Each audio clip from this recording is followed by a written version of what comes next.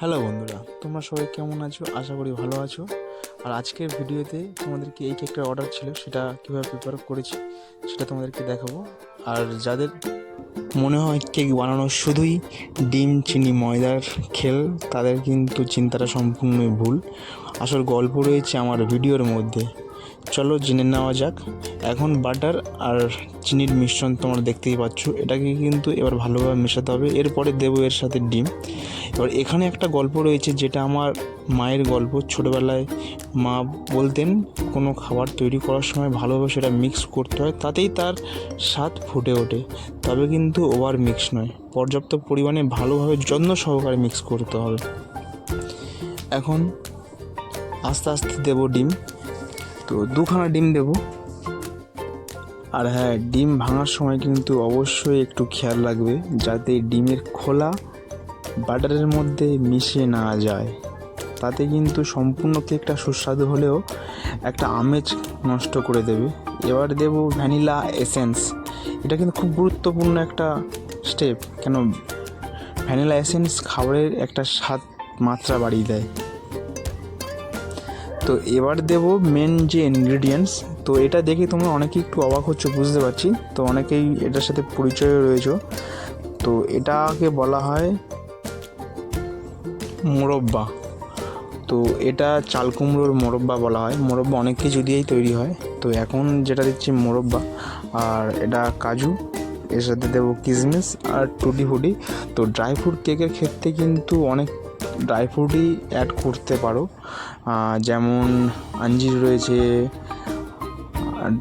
বাদাম রয়েছে, কাঠবাদাম রয়েছে, আরও বিভিন্ন রকমের ড্রাই ফ্রুট, যেটা বলে শেষ করা যাবে না। যাই হোক, তো এখন এগুলো ভালোভাবে ছোট ছোট টুকরো করে পিস করে নেব। এবার এর সাথে দিয়ে দেবো ময়দা, তারপরে দেবো ড্রাই ফ্রুট। তো আমি ময়দার সাথে কিন্তু সমস্ত যে ইনগ্রিডিয়েন্টস, যেমন ময়দার সাথে দিয়ে দিয়েছি বেকিং পাউডার। তো এটা ময়দার সাথে আমি আগে অ্যাড করে নিয়ে রেখেছিলাম। আর যদি এর পরিমাণটা জানতে চাও, অবশ্যই আমাকে কমেন্ট করো, সম্পূর্ণ পরিমাণটা কিন্তু তোমার সাথে অ্যাড করব। তো ময়দা আর বেকিং পাউডার একসাথে ভালো করে অ্যাড করে নেবে, মিশিয়ে নেবে, তারপরে দেবে কিন্তু ড্রাই ফ্রুট। তো একসাথে ড্রাই ফ্রুট আর ময়দা একসাথে কখনো দেবে না। তো আমার সম্পূর্ণ ইনগ্রিডিয়েন্টস মেশানো হয়ে গিয়েছে।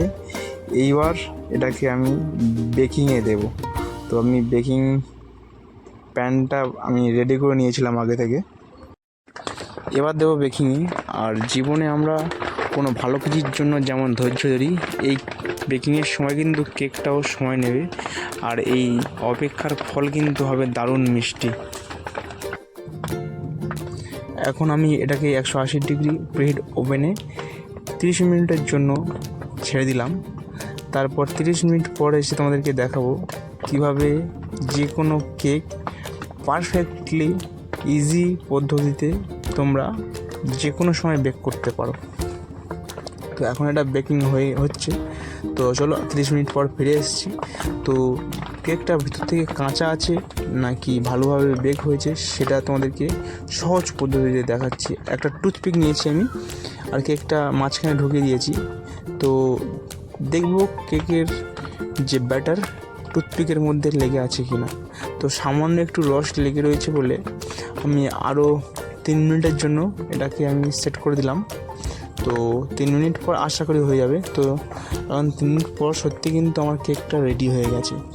আর বন্ধুরা, যদি তোমাদের কেক ভালো লাগে তাহলে অবশ্যই কমেন্টে জানিও। আর ভিডিওটা ভালো লাগলে অবশ্যই একটি লাইক দিও। আর সাবস্ক্রাইব অবশ্যই করো ইউটিউব থেকে দেখলে। ফেসবুক থেকে দেখলে প্লিজ একটি ফলো করো।